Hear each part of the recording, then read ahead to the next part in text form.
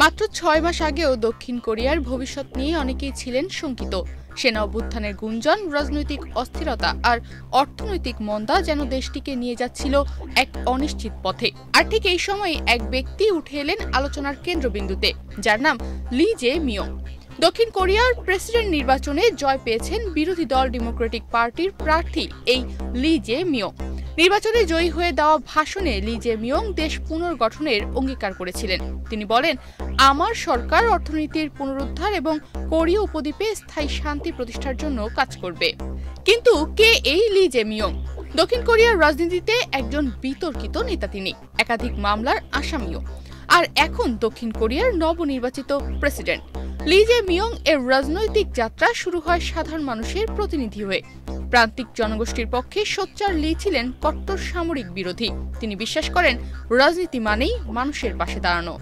৩ বছর আগে তিনি নির্বাচনে পরাজিত হয়েছিলেন। তার বিরুদ্ধে ছিল দুর্নীতি, ক্ষমতার অপব্যবহার সহ একাধিক অভিযোগ। তবুও তিনি ফিরে এলেন আরও শক্তিশালী হয়ে। এবার জনগণের রায়। এই নির্বাচন প্রচারণার সময় তার প্রতিশ্রুতি ছিল দক্ষিণ কোরিয়ায় অর্থনীতি পুনরুদ্ধার করবেন। একই সাথে তিনি উত্তর ও দক্ষিণ কোরিয়ার মধ্যে শান্তি ফিরিয়ে আনবেন, এমনকি সমাজ কল্যাণে বাজেট বৃদ্ধি করবেন। এই এত প্রতিশ্রুতির মধ্যে সবচেয়ে বড় বার্তা ছিল আর সামরিক শাসন নয়। তার মানে দক্ষিণ কোরিয়ায় আর কোনো সামরিক শাসন থাকবে না। বলা হচ্ছে এই নির্বাচন ছিল কার্যত ইউন সক ইয়োলের সামরিক আগ্রাসনের বিরুদ্ধে একটা গণভোট। জনগণ রায় দিয়েছে গণতন্ত্রের পক্ষে, আর লি জে মিয়ংকে বেছে নিয়েছে পরিবর্তনের প্রতীক হিসেবে। তবে সামনে তার জন্য রয়েছে জটিল চ্যালেঞ্জ, আমেরিকার সঙ্গে বাণিজ্য ও নিরাপত্তা বিষয়ক সমঝোতা। এদিকে চীনের দিকে যদি দক্ষিণ কোরিয়া ঝুঁকে যায়, তাহলে ওয়াশিংটনের সঙ্গে বিগড়াতে পারে সম্পর্ক।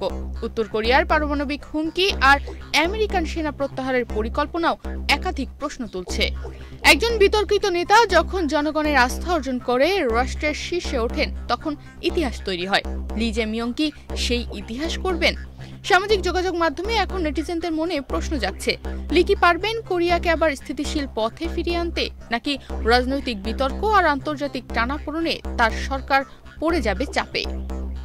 তনিমা রহমান, বাংলাদেশ প্রতিদিন।